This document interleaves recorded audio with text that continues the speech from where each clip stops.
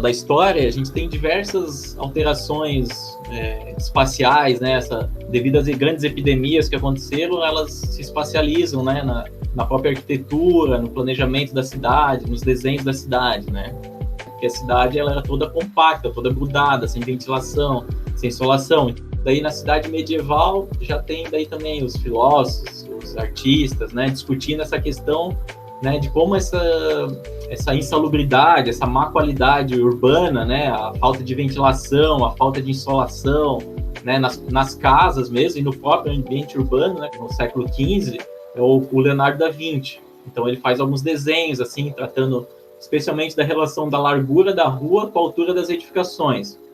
A Revolução Industrial, que eu acho importante, metade do século XVIII, Londres, lá daí saindo das moradias, né, a cidade fabril, indústria, vilas operárias, né, os cortiços, os primeiros, aí lá é pensado em termos de espaço urbano, então calçamento, né, separando então o tráfego do pedestre e do esgotamento, dos porões das casas, né, então uma primeira melhoria urbana, né, isso lá em 1750. Em contraposição, por exemplo, a Paris, que eu acho legal de comparar. Paris, nesse momento, era a Paris da tuberculose, das pessoas doentes.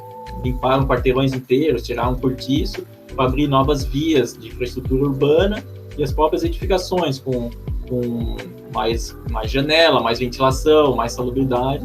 E o espaço público, essas vias de conexão entre os espaços, viraram como se fossem grandes parques lineares, com sombras, vegetação, canalização, esgotamento.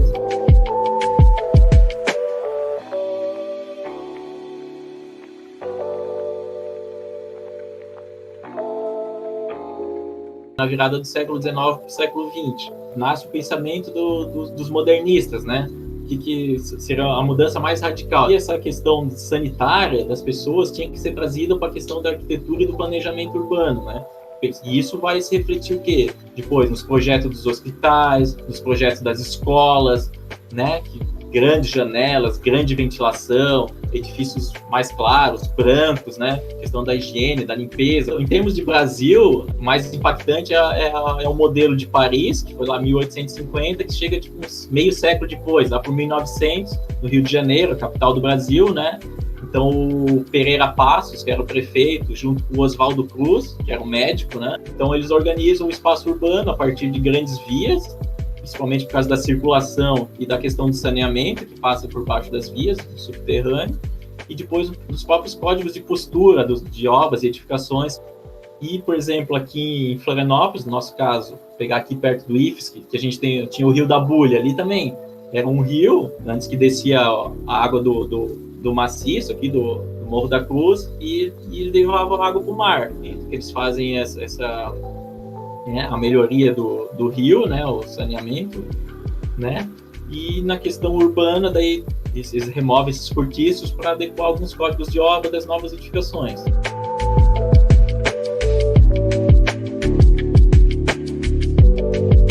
Entendo que seja uma continuidade, né, entre o que a gente estava discutindo no passado, como a gente sobreviveu, melhorou urbanisticamente essas epidemias, né, como a gente respondeu, né? E a cidade, como ela vai ser projetada. Hans Boas, né? O Boas traz um pensamento sobre cidade, o que ele imaginava da cidade. Então, toda a circulação seria como se fosse um carrossel, gira em volta, e os bairros mesmo, essa centralidade, todo bairro teria uma centralidade, com as pessoas, com calçadões, com os pedestres, ciclovia, arborização, comércio, moradia, onde as pessoas poderiam fazer a poucos metros, a poucos tempo, né? Resolver todas as suas necessidades essenciais. Um modernista que se adaptou aos trópicos, assim, o Hans Boas, ele traz o pensamento moderno adaptado para a nossa realidade, né? Então, teria que ser uma cidade mais polinucleada, né?